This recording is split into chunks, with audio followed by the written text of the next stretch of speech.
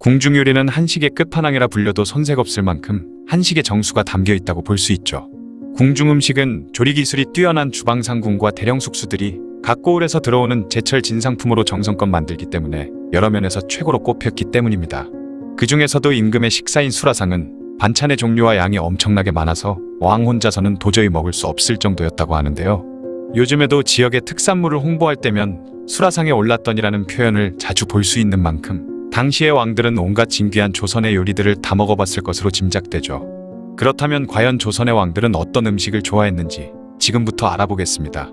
세종실록에 따르면 세종은 고기 마니아로 맵기 고기가 없으면 밥을 못 먹을 정도였다고 하며 그 중에서도 특히 연계백숙을 가장 좋아한 것으로 전해지고 있죠.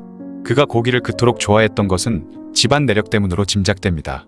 그의 할아버지인 이성계는 여진과 몽골 등 육식을 자주 하는 이민족들과 부대끼며 살던 동북면 집안의 무장이며 아버지인 이방원 또한 틈만 나면 사냥을 나갔던 것으로 유명하죠.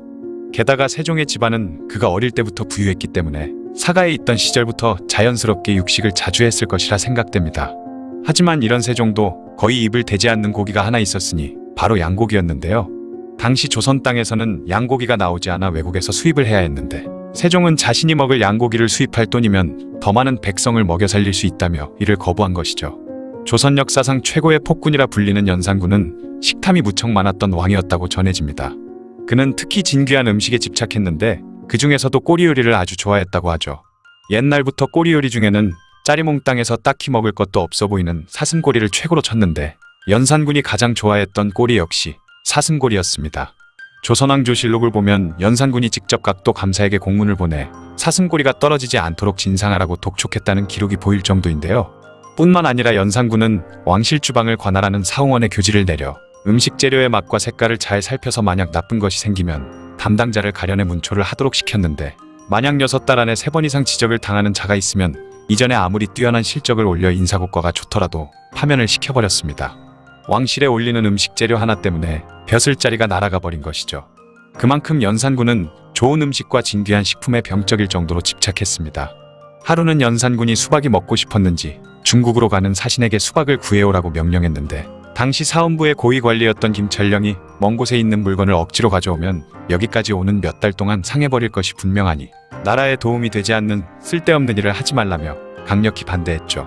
이에 앙심을 품은 연산군은 김철령이 죽은 지 1년이 지난 후에 그의 시체를 끌어내 부관 참시하고 그의 자식들을 노비로 삼아버렸습니다. 뿐만 아니라 연산군은 귤이 제철이 아닌 8월에 제주 목사에게 명해 귤을 보내라고 억지를 부린 적도 있었는데 당시 제주도 주민들이 얼마나 시달렸으면 귤나무를 원수나무라 부르며 베어버리거나 뿌리채 뽑아버렸다고 하네요. 제15대 국왕인 광해군은 수라상에 잡채가 있어야 수저를 들 정도로 잡채를 좋아했다고 하죠. 명종 시절 탄핵된 간신 이양의 손자인 이충은 광해군에게 맛있는 잡채를 만들어 바친 공으로 호조판서의 벼슬을 얻었습니다. 지금으로 치면 매일 청와대에 음식을 배달하며 장관에 오른 셈인데 광해군은 이충의 집에서 음식이 와야만 식사를 시작했을 정도라고 하죠. 당시의 기록을 보면 주위 사람들은 실력도 없으면서 음식을 바친 공으로 벼슬을 얻은 그를 잡채상서라 불렀다고 합니다. 19대 국왕인 숙종은 검은 색깔 음식을 보양식으로 즐겼다고 하죠. 중병을 앓던 숙종이 오골계를 먹은 뒤 회복했다는 기록이 있는데 그 후부터 오골계나 흑염소, 검은 깨, 검은 콩 등을 자주 먹었던 것으로 짐작됩니다. 말년에 평소 먹던 음식이 입에 물려 색다른 맛을 찾던 숙종은 어의 20필이 연경에 갔을 때 받은 계란떡이 부드럽고 맛이 뛰어났다는 소리를 듣고 수라간의 명을 내려 청나라에 다녀온 사신들이 알려준 레시피대로 빵을 만들었는데 그것이 바로 지금의 카스텔라였죠. 당시 만들어낸 카스텔라는 똑같은 맛을 재현해내지는 못했지만 숙종은 그마저도 매우 좋아했다고 합니다. 21대 국왕인 영조는 여름이 되면 보리밥을 물에 말아먹을 정도로 서민적인 밥상을 즐겼는데 그 중에서도 청포묵과 미나리, 숙주 등이 든 탕평채를 즐겨 먹었다고 하죠. 영조와 탕평채에 대해서는 두 가지 썰이 있는데 1940년 쓰여진 조선요리학이라는 책에서는 영조가 신하들과 당파 간의 세력 균형을 위해 추진한 탕평책에 대해 이야기하는 자리에서 여러 가지 채소가 골고루 섞인 탕평채를 내놓으며 탕평책에 대해 설명했다고 주장하며 또 다른 썰은 청포묵의 고기와 나물을 섞어 만드는 탕평채라는 음식을 보고 정책의 이름을 탕평책이라고 정했다는 것인데 개인적으로 저는 후자 쪽이 맞지 않을까 생각되네요. 영조에 이어 왕위에 오른 정조는 평소 술과 담배를 즐겨한 탓인지 소화불량과 불면증, 발열 등으로 고생을 했기 때문에 어이의 권유를 받은 후부터 석류인산물 김치를 즐겨 먹었다고 합니다. 입맛이 없을 때는 전북의 순창고추장 또한 즐겨 먹었다고 하죠. 강화도에서 농민의 삶을 살다 왕이 된 철종은 메밀칼국수와 강화도의 특산물인 순무김치를 즐겨 먹었으며 그 외에 시래기국과 막걸리를 자주 찾았기 때문에 중전이 막걸리를 사가에서 구해왔다고 합니다. 민비의 시혜를 지켜봐야 했던 고종은 불면증으로 기나긴 밤을 새우는 일이 많았기 때문에 야식을 자주 먹었는데 겨울에는 설렁탕과 온면을, 여름에는 냉면을 즐겨 먹었다고 하죠. 다만 맵거나 짠 것을 잘 먹지 못해 냉면에는 배를 많이 넣어 담근 동치미 국물에 편육과 배, 잣을 고명으로 얹어내었다는 기록이 있습니다. 그 외에 야식과 함께 사이다와 식혜를 즐겨 마셨다고 하네요. 또한 고종은 한국인 최초 커피 애호가라 할 수 있는 인물로 그는 1896년 아관파천 당시 러시아 공사관에서 머물 때 커피를 처음 접한 이후 덕수궁의 서양식 건물인 정관원을 짓고 이곳에서 커피를 즐겼다고 합니다. 조선의 마지막 왕인 순종은 차돌박이를 고아서 경단처럼 뭉쳐 조린 음식인 차돌조리개를 즐겨 먹었다고 하죠. 지금까지 조선의 왕들이 좋아했던 음식에 대해 알아봤습니다. 삼국지 드라마나 영화 같은 걸 보면 이름을 부르지 않고 현덕, 운장, 공명 등 그 사람의 자를 부르는데요. 그리고 사회에서 쓰이는 이름과 집에서 부르는 이름을 따로 지어서 집에서도 이름을 법적인 이름과는 다르게 지은 호칭으로 부르기도 했고 친한 친구 사이에도 별칭이나 아호, 벼로 등을 지어 이름을 부르지 않고 이런 호칭 등으로 불렀죠. 이는 바로 중국과 우리나라에 있던 유교적 문화의 특징입니다. 바로 남의 이름을 함부로 부르지 않는다는 것이죠. 일반인들 사이에서도 남의 이름은 함부로 막 불러선 안 되는 것이었는데요. 하물며 과거의 황제나 왕의 이름은 아예 절대 써서는 안 될 그런 것이었습니다. 과거에는 이름을 휘라고 불렀기 때문에 이를 기휘 또는 피휘라 했죠. 오늘은 좀 어처구니 없고 너무 쓸모없었던 유교적 관습, 이 피휘에 대한 여러 가지 재미있는 이야기들을 소개해드릴까 합니다. 조선시대의 왕들의 이름은 딱 2명만 빼고 다 외자인데요. 바로 태종 이방원과 단종 이홍위만 이름이 두자였죠. 태조 이성계와 정종 이방과가 이름이 사실 두 글자가 아니었던 것입니다. 이성계는 조선을 건국한 이후 이름을 단으로, 이방과는 경으로 이름을 바꿨기 때문이죠. 하마터면 조선시대 내내 태조 이성계의 이름인 이를 성자와 개수나무 개자를 쓰지 못하게 금기시될 뻔했습니다. 거기다가 현재 서울 광진구에 있는 아차산은 과거에 아차와 아단 이 두 가지 이름으로 불렸는데요. 태조의 이름을 피해야 했기 때문에 그 후론 아차산으로만 쓰이게 됐다는 이야기가 있죠. 사실 이들의 이름은 이성계 이방과가 아닌 이단, 이경인 것입니다. 이렇게 역대 조선의 왕들이 이름을 외자로 택한 이유는 바로 백성들 살기 편하라고 했던 것이죠. 앞서 말했다시피 왕들의 이름은 함부로 입에 올려선 안 되었고 글자를 쓰거나 해서도 안 됐습니다. 그러다 보니 왕의 이름이 긴 경우에는 백성들이 피해야 할 글자도 많아지고 바꿔야 할 명칭들도 많아졌기 때문에 이름을 한 글자라도 줄여서 백성들의 언어 체계를 흐트리지 않고 그들의 편의를 봐주기 위해서였던 것이죠. 그렇다 보니 백성들을 위해 임금들은 일부러 거의 사용하지 않는 한자를 이름으로 쓰거나 없는 한자를 새로 만들어서 쓰기도 했습니다. 그러다 보니 자연스레 피유가 되기도 했죠. 또한 반정이나 역모를 일으켜 왕이 되거나 왕이 후사 없이 사망해 반계로 왕위를 얻은 왕들은 즉위하고 나서 가장 먼저 한 일이 바로 이름을 바꾸는 것이었습니다. 헌종이 뒤를 이을 후사가 없이 세상을 떠나자 강화도에서 살던 강화도령 이원범이 철종으로 즉위를 하게 되었는데요. 그는 왕으로 즉위하고 나서 이름을 변으로 개명했으며 대한제국의 황제 고종 이명복은 즉위 후 이름을 희로 바꿨습니다. 피위를 안 했을 시 받을 수 있는 불이익은 실로 어마어마했는데 왕을 모욕했다고 하여 불경죄로 처벌을 받았죠. 행여나 과거 시험에서 왕의 이름을 썼다가는 시험 낙방은 물론 곤장까지 맞게 되었다고 합니다. 그런데 예외적으로 태종 이방원은 이름을 바꾸지는 않았지만 방원이라고 쓰는 건 절대 금지했던 반면 멀 원자와 꽃다울 방자를 따로 쓸 경우에는 처벌을 하지 않았다고 합니다. 태종 이방원은 그렇다 치고 단종 이홍위의 피위는 조선시대 내내 거의 무시하다시피 되었는데요. 단종은 재위기간이 3년여밖에 되지 않는 데다가 복이 되기까지 약 250여 년 동안 왕이 아닌 노산군으로 취급을 받았으니 아무런 문제 없이 피위를 하지 않았던 것이죠. 그런데 이런 피위의 기준은 왕들에 따라서 다르기도 했는데요. 피위를 어떻게 얼마나 엄격하게 적용할 것이냐에 대해서는 그때 정하기 나름이었던 것입니다. 왕의 이름과 같은 한자일 경우에는 절대 써서는 안 됐지만 다른 한자인데 의미 같으면 쓰지 않았던 경우와 썼던 경우가 둘 다 있을 정도로 기준이 다르기도 했죠. 하지만 부득이하게 써야 할 경우가 당연히 있을 텐데요. 그럴 땐 뜻은 다른데 의미 같은 한자를 쓰거나 아예 모자로 바꿔 읽기도 했죠. 1418년 9월 세종대왕이 즉위하자 그의 이름 도자를 피하기 위해 사람들의 이름을 바꾸는 사례가 많았습니다. 개성 유후 이도군은 이사분으로 이름을 고쳤으며 충청도 공주에 있던 이도역은 이인역으로 바꿨죠. 이는 한자가 같지 않았지만 의미 같다는 이유로 바꿨던 사례입니다. 이런 일도 있었는데요.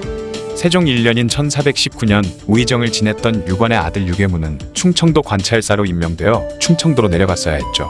하지만 유괴문은 관찰사로 부임해 가는 것을 굉장히 꺼려했는데요. 관찰사의 관자가 아버지 유관의 이름과 같다는 이유였습니다. 자신의 직함을 부르게 되면 아들로서 감히 아버지의 이름을 함부로 부르는 것이라 여겼던 것이죠. 그러다 보니 결국 아버지 유관이 이름을 볼관자에서 너그러울 관자로 바꾸고 나서야 비로소 관찰사로 부임해 갔다고 합니다.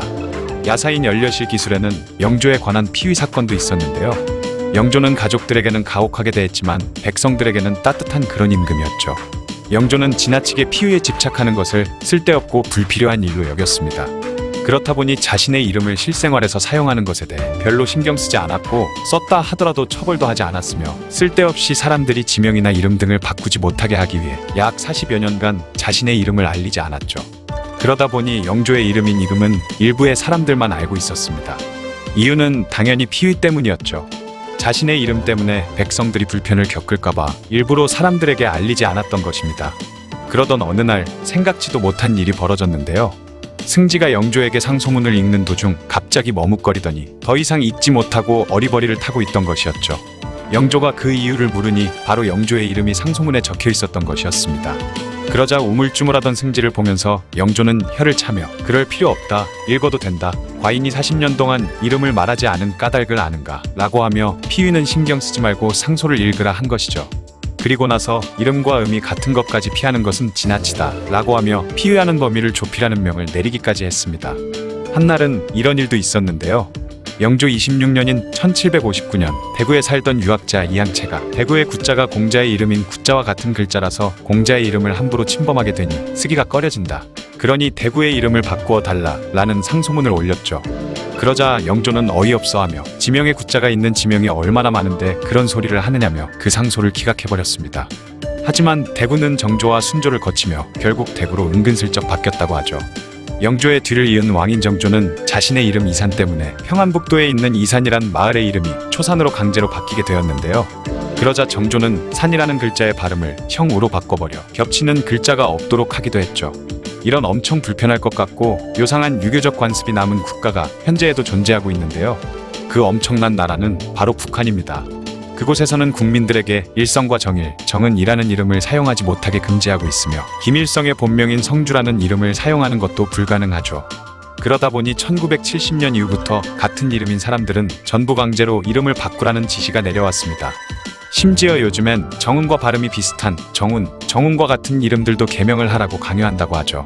더 어이가 없는 건 현재 북한 주민들은 김일성, 김정일의 생일과 사망일이 같으면 안 되는데요. 그래서 북한 주민들은 비슷한 시기에 자식이 태어나면 태어난 날짜와 다르게 최소 며칠에서 최대 한 달까지 차이나게 출생신고를 하고, 누군가 사망을 했을 땐 원래 사망 날짜보다 더 늦게 사망신고를 한다고 합니다. 조선시대에 있었던 피위도 어이가 없을 정도인데 역시 북한은 시대를 역행하는 것 같기도 하네요. 남의 이름을 함부로 부르지 못했던 어처구니 없던 관습, 피위에 대한 이야기였습니다. 남자들이라면 누구나 다 사랑하는 여성과의 잠자리에서 인정을 받고 싶어 합니다. 정력에 대한 남자들의 관심은 20대부터 60, 70대 이르기까지 남자라면 거의 모든 연령대에 걸쳐 있을 것 같은데요. 정력이 좋다는 것은 남자들에겐 최고의 찬사이자 그만큼 건강하다는 두 가지 의미를 가지고 있으니 자신감도 고취시킬 수 있죠. 그렇다 보니 한국의 일부 남자들은 정력에 좋다는 음식이라면 가리지 않고 그게 무엇이든 다 먹을 정도였는데요. 최고로 좋은 상태의 몸과 정력 상태를 유지하기 위해서는 평소의 식습관과 굉장히 관련이 많습니다. 요즘 남자들은 운동도 많이 하고 음식도 옛날보다는 잘 먹기 때문에 그렇게 문제가 많지는 않을 텐데요.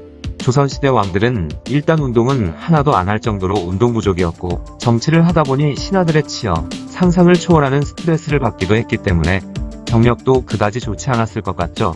그러나 조선시대 왕들은 최고의 정력을 유지하기 위한 비책이 있었습니다. 그 비책은 바로 정력을 위해서라면 별의 걸 다 챙겨 먹었던 것인데요.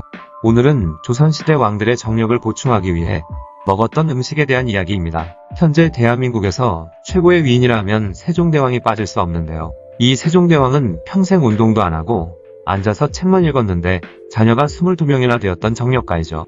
그가 가장 애정하던 정력제는 다름 아닌 흰수탉과 숫소의 뽕알이었다고 합니다.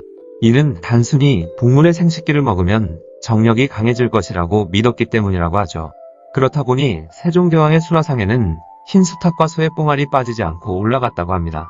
또한 조선시대의 최고의 폭군 연산군 또한 많은 정력제를 복용했는데요. 다들 아시다시피 연산군은 술과 여자에 빠져 살다 보니 힘이 딸리기도 했을 것 같습니다. 연산군은 역대 임금 중에서도 가장 많은 정력제와 최음제를 사용하기도 했는데요. 그는 몸보신과 정력 보강을 위해 사슴꼬리를 즐겨 먹었습니다. 사슴꼬리는 면역력 증진과 신장을 튼튼하게 해주는 효과와 함께 지방이 적어서 정력에 도움을 주는 음식이었죠. 그리고 배짱이 귀뚜라미 등의 곤충을 먹기도 했고 물개의 거시기인 해구신, 사슴의 거시기인 노편을 항상 섭취했다고 합니다. 거기다가 양기를 북돋아 주는데 효과가 있다고 해서 백마의 거시기를 잘라 먹기도 하고 백마고기도 즐겨 먹었다고 하죠. 연산군은 별의별 걸 다 야무지게 잘 챙겨 먹은 것 같네요. 아무튼 요즘 남자들도 정력이 좋아진다 하면 물불 안 가리고 모조리 다 먹는데요. 조선의 왕들도 그러했습니다. 그 중에는 잠자리도 있었죠. 잠자리는 암컷과 수컷이 하늘을 날아다니며 짝짓기를 하는데 그것을 본 어이들은 정력에 좋은 음식이 될 것이라 여겼고 왕들이 정력이 떨어질 때면 잠자리를 잡아 바칠 정도였습니다. 그런데 실제로 푸른색 눈을 가진 잠자리는 자양강장 효과가 있어 발기부전에도 효과가 있다고 하죠. 그리고 물개의 거시기를 말하는 해고시는 정말 유명한 정력에 좋은 음식인데요. 옛날에는 울릉도와 독도 등지에 물개가 많이 살았었고 그 물개들을 잡아 성귀를 먹었던 것입니다. 수컷 물개는 번식기간인 2개월 동안 아무것도 먹지 않고 아침부터 밤까지 수백 번에서 수천 번까지 짝짓기를 한다고 하죠. 이 파이팅 넘치는 물개의 짝짓기를 보고 물개의 생식기를 먹으면 힘이 딸리지 않는다고 생각한 것입니다. 또한 여름철에는 즐겨 먹던 음식이 있는데요.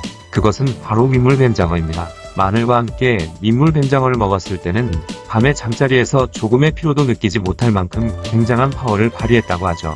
실제로 장어는 현재에도 최고의 스태미나 음식이기도 하고 두뇌 발달이나 피부 미용에도 효과가 있는 음식입니다. 조선시대 왕들이 여름에 장어를 즐겨 먹었다면 가을에는 참새를 먹었는데요. 참새의 뼈를 발라내고 찹쌀과 함께 죽을소 왕에게 바쳤다고 합니다. 참새고기 또한 원기를 회복시켜주는 효과가 있고 신장과 간 기능 강화에도 큰 효과가 있다고 하죠. 이렇게 조선시대 왕들은 곤충에서부터 동물들의 거식이나 말에서 참새까지 정력에 좋다 하면 온갖 것들을 다 먹었는데요. 그래도 다 먹을 수 있는 것에 반해 중국에 있었던 수많은 황제나 왕들이 섭취한 정력 음식은 심히 엽기적이고 충격적입니다. 청나라 황제들은 건강을 위해 보약을 많이 먹었는데요. 그중 가장 즐겨 먹는 것이 바로 사슴피 녹혈이었죠. 심지어 청나라에서는 녹혈을 황족들에게서만 대대로 내려오는 비방으로 여겼다고 합니다. 한풍제 때는 전문성이란 신하가 황제에게 사슴 100마리를 공해서 키우게 했고 매일 신선한 녹혈을 마셨다고 하죠. 그것뿐인지 몰라도 효과 또한 좋아서 밤마다 후궁들과 잠자리를 가져도 전혀 피곤해하지 않았다고 합니다. 그러던 어느 날 청나라가 연합군에 의해 공격을 받을 때 한풍제는 100마리의 사슴을 어떻게 데리고 도망가나 하고 고민했을 정도로 녹혈을 즐겨 마셨다고 하죠. 또한 명나라의 황제들은 도사들이 알려주는 방중술을 맹신했다고 하는데요. 도사들은 황제가 극도의 쾌락을 만끽할 수 있도록 방중술을 시전해 주었고 연단이라는 정력제를 만들어서 황제에게 바쳤다고 합니다. 그런데 연단을 만들 때 되는 재료에 큰 문제가 있는데요. 대부분 중금속으로 만들었고 중독성이 있거나 마약 같은 것들로 만든 것이라서 황제의 건강에 치명적이었다고 하죠. 그런데 명나라의 가정제는 직접 홍련단이라는 불로장생 명약을 만들었는데요. 홍련단에는 수은, 비소, 비상 등의 중금속, 그리고 독약에 해당하는 재료들과 아침이슬, 처녀의 첫 번째 월경혈 등을 넣어 만들었다고 합니다. 그렇다 보니 처녀의 첫 번째 월경혈이라는 재료를 확보하기 위해 전국 각지에서 13세의 소녀들을 징발해서 궁 안에 머물게 했는데요. 깨끗한 월경혈을 얻기 위해 식사를 극도로 제한했고 가능한 한 아침에 맺힌 이슬만 먹였다고 하죠. 또한 그의 아들 윤경제는 아버지가 개발한 추석이란 선단을 자주 먹었는데요. 추석은 어린아이의 오줌에 소금과 석회석을 혼합해서 만든 것이었다고 합니다. 그리고 중국에는 한나라 때부터 수나라, 당나라까지 수백 년이 넘는 시간 동안 황제는 물론 귀족들까지 즐겨 먹었던 정력제가 있죠. 그것은 다름 아닌 오석산이라는 약이었는데요. 이것은 정력제이자 각성제였습니다. 오석산은 석유황, 석종류, 자석영, 적석지, 백석영 이렇게 5가지 광물을 갈아서 만들었는데요. 이 오석산에는 비소, 수은 등이 함유되어 있어 거의 독약에 가까웠고 이 약을 먹게 되면 중추신경에서 작용해 흥분 효과를 일으키는 등 거의 마약에 가까웠죠. 이 오석산을 즐겨 복용하고 세상에 많이 알린 인물은 삼국지에 나오는 조조의 사위인 하한이라는 사람이었습니다. 그는 오석산을 먹으면 병을 낫게 할 뿐만 아니라 머리도 맑게 해주고 기분을 극도로 좋아지게 한다며 극찬을 했죠. 실제로 오석산을 복용하게 되면 온몸에 열이 나고 흥분되어 거의 정신이 나가버리는 지경에 이른다고 하는데요. 이 열을 풀어주지 않으면 그대로 죽어버릴 수도 있는 아주 위험한 약이라고 합니다. 또한 중독성이 매우 강해서 한번 복용하게 되면 끊을 수가 없었다고 하죠. 아무튼 이 위험한 오석산은 정력제니 자양강장제니 하며 잘 포장되어서 위진남북조의 현학자들과 중림칠연 등 유명한 문학가들도 중독이 될 정도였으며 황제나 돈 많은 귀족들도 즐겨 복용했다고 합니다. 이외에도 진시황은 전복과 구기자를 즐겨 먹었으며 중국 역사상 최강의 정력가로 꼽히는 한무제의 정력제는 인삼을 곁들인 새우였다고 하죠. 현재에도 정력에 좋은 음식이라고 하면 단연 굴을 빼놓을 수 없는데요. 서양에서는 옛날부터 굴을 정력제로 여겼습니다. 굴을 즐겨 먹었던 인물 중 가장 대표적인 인물은 바로 나폴레옹인데요. 그는 전쟁 중이라 할지라도 끼니마다 굴을 챙겨 먹었을 정도로 굴덕후였습니다. 프랑스의 대작가 발자크는 한 번에 1444개의 굴을 먹었을 정도로 굴 매니아였죠. 또한 클레오파트라의 연인 줄리어스 시저도 굴을 즐겨 먹었고 바람둥이의 대명사인 카사노바 역시 강한 정력을 유지하기 위해 매일 50개의 굴을 마시듯이 먹었다고 합니다. 정력이 강해지길 위해서나 유지하기 위해서 부단히도 노력했던 걸 보면 예나 지금이나 남자들에게 정력은 가장 중요한 남자의 상징인 것 같네요. 조선시대와 중국에 있던 수많은 나라의 왕이나 황제들도 정력제를 수시로 복용할 정도로 스태미나 관리에는 철저했던 것 같습니다. 마지막으로 실제로 정력에 좋은 음식들을 빠르게 소개해드리면 호두, 토마토, 수박, 대게, 홍어, 굴, 부추, 복분자, 산수유, 마늘 등이 있습니다. 저는 굳이 이런 거 안 먹어도 충분히 강한 남자이지만 오늘 저녁은 복분자주에 안주로 부추굴전을 먹어야겠네요. 조선시대 왕들의 정력제에 대한 이야기였습니다. 보통 왕이라고 하면 누구의 눈치도 볼 것 없이 자기가 하고 싶은 대로 다 하고 살았을 것 같지만 적어도 조선시대의 왕들은 일부를 제외하고는 참으로 바쁜 삶을 살았다고 합니다. 오죽하면 얼마 전 인터넷에 왕의 하루 일과표가 올라온 적이 있었는데 그것을 본 사람들이 매일 저렇게 살라고 하면 나도 폭군이 될지도 모르겠다는 반응을 보였을 정도죠. 조선시대의 한양은 밤 10시쯤이 되면 인경이라는 종을 쳐서 통행금지를 알리고 새벽 4시가 돼서야 통행금지의 해제를 알리는 종을 쳤다고 합니다. 왕 또한 백성들에게 모범을 보이기 위해 새벽 4시에서 5시 사이가 되면 일어나야 했다고 하죠. 왕은 보통 침전에 있는 동쪽 온돌방에서 잠을 잤는데 조선 전기에는 경복궁의 강령전 그리고 조선 후기에는 창덕궁의 대조전이 바로 왕의 침전이었다고 합니다. 지밀상궁들이 왕의 침실을 둘러싸고 있는 여러 개의 방에서 숙직을 서고 왕의 식사와 세숫물, 옷 등을 담당하는 대전차비들은 침전 근처에서 대기를 했죠. 왕이 일어나면 지밀상궁들은 그의 이부자리를 정리하고 시녀들은 왕의 세숫물을 준비했으며 식사를 담당하는 대령숙소와 수락관 상궁들은 음식을 만들기 시작합니다. 하지만 아침을 먹기 전에 먼저 해야만 하는 일이 있었으니 바로 5시에서 6시 사이쯤 대비와 왕대비 등 왕실의 우더른들에게 문안 인사를 드리는 것이었죠. 만약 바빠서 직접 인사를 할 수 없을 때에는 내시를 대신 보냈다고 하네요. 이후 죽이나 미음 등으로 간단하게 배를 채우고 나면 학문이나 정치에 대해 토론하는 경연에 참석합니다. 이 경연은 왕이 세자일 때부터 시작하던 것으로 학문 토론뿐 아니라 중요한 나란 일에 대해서도 자주 다루는 자리였죠. 경연이 끝나면 10시까지 아침 식사를 하고 공식적인 직무를 보기 시작하는 조회가 열렸는데 조회는 백관이 모두 참여하는 정식 조회와 매일매일 시행하는 약식 조회로 나뉩니다. 정식 조회는 매월 5일, 11일, 21일, 25일 4차례에 걸쳐 대궐의 정전에서 백관들이 왕을 아련하는 형태로 열렸으며 약식 조회는 조정의 대신들을 비롯한 승지나 사관 등이 매일 왕을 아련하는 식으로 진행됐죠. 아침 조회가 끝나면 각종 나란 일을 보고 있는 담당 신료들로부터 진행 과정과 결과에 대해 보고를 받습니다. 이때에는 반드시 사관이 동석해야 했으며 승진은 왕의 비서로서 중앙과 지방에서 올라오는 모든 공문서와 상소문, 탄원서 등을 접수해 미리 검토했고 꼭 필요한 현안만을 골라 왕에게 보고해야 했는데 내용이 긴 공문서는 왕이 한눈에 알아볼 수 있도록 간단하게 정리했고 자주 있는 일상적인 일들에 대해서는 어떻게 처리하면 좋을지 그 방법까지 기록해야만 했죠. 때문에 왕은 늘상 있는 평범한 사안들은 승지가 제시한 대로 따르는 경우가 대부분이었으며 그대로 하라 라는 의미의 결제를 직접 하는 정도였다고 합니다. 그 과정이 다 끝나고 나면 점심을 먹으며 쉴 시간이 주어지는데 11시부터 1시쯤까지 2시간 정도가 주어졌다고 하니 생각보다는 많은 것 같네요. 1시부터는 낮공부인 주강에 참여해서 학문을 익힌 후 또다시 업무를 봐야 했죠. 이때는 주로 지방관으로 발령받아 떠나는 신료나 지방에서 중앙으로 승진해오는 관료들을 만났는데 그 중에서도 팔도의 관찰사나 중요 지역의 수령들은 왕이 직접 만나 업무를 지시하고 그들의 고충사항이나 그 지역 백성들의 민원을 들어주는 시간을 가졌습니다. 이렇게 시간을 보내다 보면 어느덧 해가 저물어 가기 시작했죠. 그렇게 오후 5시 정도가 되면 야간에 대궐의 호위를 맡을 병사들과 장교들 그리고 숙직을 담당할 관료들의 명단을 확인하고 야간에 암구호까지 정해주는 일을 했는데 이것은 자신의 안전과 직결돼 있는 일인 만큼 반드시 왕 스스로 해야만 하는 일이었습니다. 오후 6시부터 1시간 동안 저녁 식사를 하고 나면 다시 저녁 공부인 석강에 참석해야만 했죠. 그야말로 하루 종일 공부를 해야 하는 셈인데 세종처럼 공부를 좋아하는 사람이 아니고서는 하루하루가 고통으로 느껴졌을지도 모르겠습니다. 저녁 공부가 끝나고 나면 오후 8시부터는 다시 왕실의 어른들께 문안을 드리는 시간을 가진 후 간단하게 면이나 죽 또는 왕들이 좋아하는 음식들로 야식을 먹는 시간이 주어졌죠. 그리고 11시에 잠들기 전까지 책을 읽거나 미처 처리하지 못한 각종 문서가 있으면 그것을 읽었습니다. 공문서를 처리하는 일은 비교적 간단했지만 상소문은 쓰는 신하가 자신의 글솜씨를 뽐내느라 아주 길고 이해하기 어렵게 써놓은 경우도 많았는데요. 왕은 비록 내용이 긴 상소문이라 할지라도 다 읽고 직접 대답을 써줘야만 했지만 하루에도 여러 개의 상소문이 올라오는 경우가 많았기 때문에 하루 만에 그것을 다 읽기란 쉽지 않은 일이었습니다. 때문에 왕이 상소문에 대한 답변을 내려주는 일은 대부분 시간이 오래 걸렸죠. 하지만 왕이라고 해서 모든 상소문에 순순히 다 답을 해주는 것은 아니었으며 만약 왕의 심기를 불편하게 하는 상소문이 올라오면 아예 무시해버리거나 심한 경우 상소문을 올린 사람에게 중벌을 내리는 경우도 있었다고 합니다. 이렇듯 제대로 일을 하는 조선시대의 국왕은 일어나서부터 잠들 때까지 계속 업무에 시달려야만 하는 극한 직업이었죠. 매일 좋은 것만 먹고 살았던 왕들의 수명이 왜 그토록 짧았는지 이해가 가지 않았는데 그들의 하루 일과표를 보니 왜 그런지 알 것 같습니다.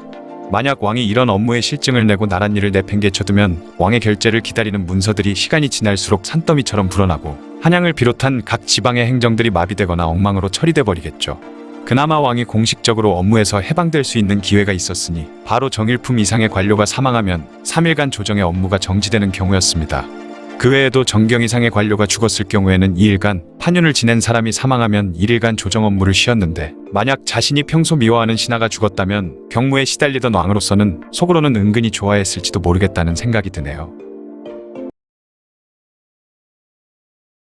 현재의 한 국가의 주인은 국민이라는 것이 당연하게 느껴지지만 과거에는 나라의 주인은 왕이나 황제였죠. 하지만 일정한 법도가 있었기 때문에 나라의 주인이던 왕이나 황제조차 국고를 마음대로 사용하지는 못했습니다.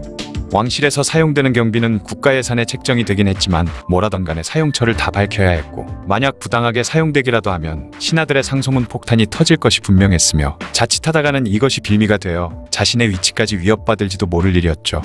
그랬기 때문에 왕들에게는 자기들 마음대로 사용할 수 있었던 내탕금이라는 것이 존재했습니다. 내탕금은 왕의 비자금이라고 불리는데요.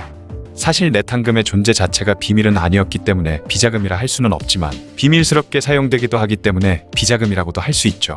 국고와 왕의 개인 재산인 내탕금을 구분하기 시작한 건 조선시대부터였습니다. 하지만 삼국시대나 고려시대 때 왕도 개인 자금이 있었던 것으로 추정하긴 하죠. 고려의 충선왕이 원나라에 있을 때의 일이었습니다. 원나라에 발전된 역법과 수학 등 학문을 접한 충선왕은 신하였던 최성지에게 내탕금을 내주고 스승을 찾아 여러 학문을 배워오라고 명했다고 합니다. 그렇게 최성지는 여러 학문을 배워와 초선 초기까지 최성지가 배워온 역법을 사용했다고 하죠. 이때 내탕금이 아닌 국고를 써서 원나라로 보내려고 했다면 굉장히 복잡한 절차를 거쳐야 했고 신하들의 허락도 받아야 하겠지만 내탕금을 사용하면 그런 절차가 필요 없기 때문에 빠르고 간편하게 사용할 수 있던 것입니다. 조선시대 때엔 마지막 순종까지 엄청난 규모의 내탕금이 있었다고 하죠. 조선시대 왕들의 내탕금은 대부분 태조 이성계의 개인 재산에서 비롯되었습니다. 이성계는 고려에서 여러 차례 공신에 책봉되면서 그때 수많은 땅과 노비 등을 하사받았고 함경도에 막대한 재산을 가지고 있었죠. 조금 과장해서 말하면 함경도의 절반이 이성계의 땅이었다고 말할 정도였다고 합니다. 이 함경도에는 함흥평야까지 있으니 그의 재산은 실로 어마어마했을 것 같죠. 그런 이성계가 조선을 세우고 왕위에 오르자 그의 재산을 국가 소유로 할지 개인 소유로 할지 의견이 나뉘게 되었는데요.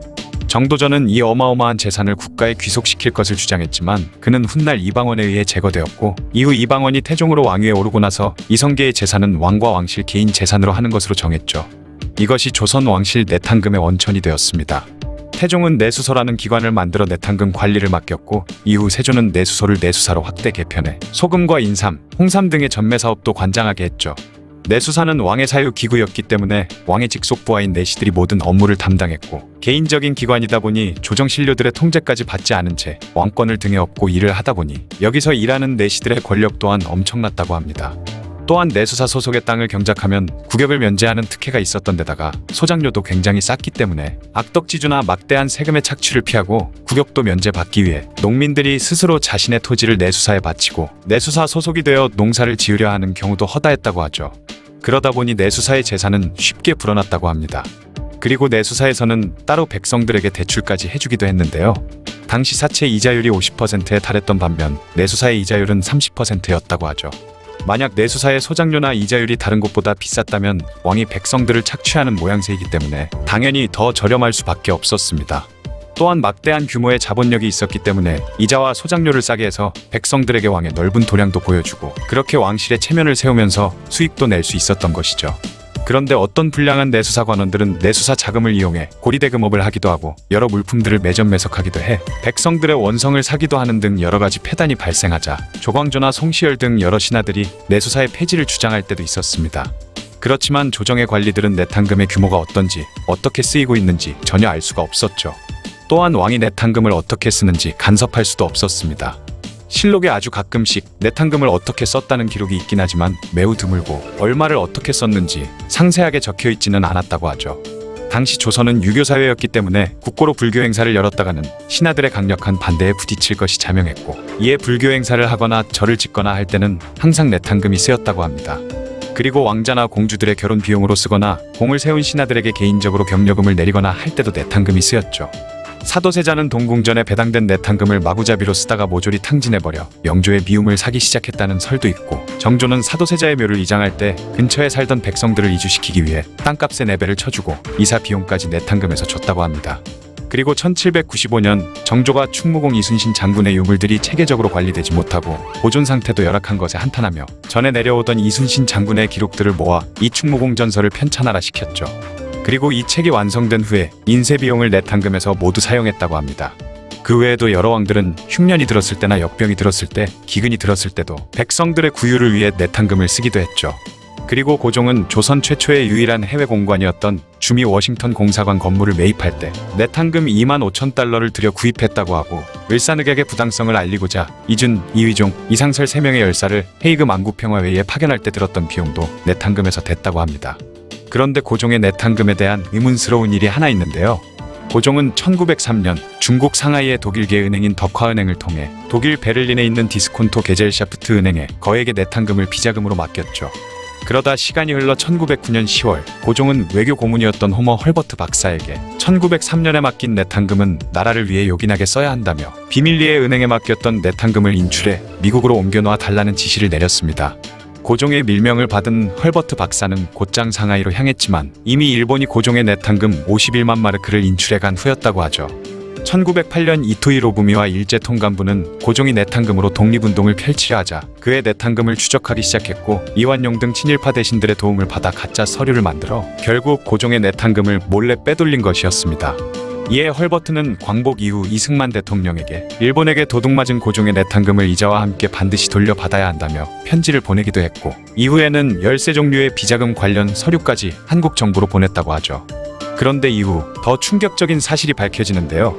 그것은 바로 고종이 맡긴 내탕금은 일제가 인출해간 51만 마르크보다 약 2배 많은 100만 마르크가 넘었던 것입니다. 지금 가치로 따지면 약 500억 원에 달하는 금액이죠. 과거 주한 독일 공사 콜라드 폰 잘데르는 독일 정부에 보고서를 보냈는데 그 내용이 고종 황제가 사람을 보내 100만 마르크가 넘는 거액을 독일 은행에 예치해달라 부탁했고 그 돈의 절반만이라도 확보해 훗날 고종이 보내는 정당한 사절에게 주기를 원한다 라고 적혀 있었던 것입니다. 잘데른 공사는 고종의 독일 비자금을 관리했던 인물이었는데요. 그의 보고서 때문에 독일 정부는 일본에 고종의 내탕금 액수를 속였던 것이죠. 그리고 이후 헐버트 박사가 비자금을 찾으러 갔을 땐 그가 정당한 사절이 아니라고 판단한 독일은행 측은 이미 돈은 다 인출되었다라고 답할 뿐이었던 것입니다.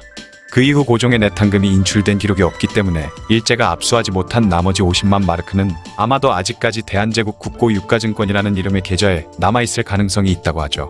병술국치 이후 대한제국 황제가 이왕으로 격화되고 나서도 내탕금은 그대로 유지되었으며 오히려 일본 제국은 대한제국 황실을 달래주려고 더 많은 돈을 주었다고 하죠.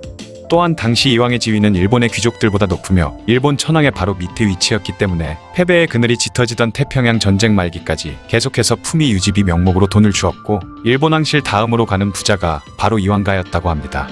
일본 귀족들은 이황가의 막대한 재산을 부러워하기까지 했다고 하니 일제강점기에도 내탕금의 규모는 어마어마했던 것이죠. 독립 이후 이황가가 누리던 특권들은 모두 박탈당했고 재산에도 세금이 매겨져 천문학적인 금액의 세금 폭탄을 맞았으며 구왕궁 재산처분법과 구왕실 재산법에 의해 국고에 귀속되고 말았습니다. 그리고 영친왕은 사기도 많이 당해 그나마 남은 재산도 탈탈 털려 결국 모두 이리저리 흩어져 소멸하고 말았죠. 과거 왕들의 개인적인 재산, 내탕금에 대한 이야기였습니다.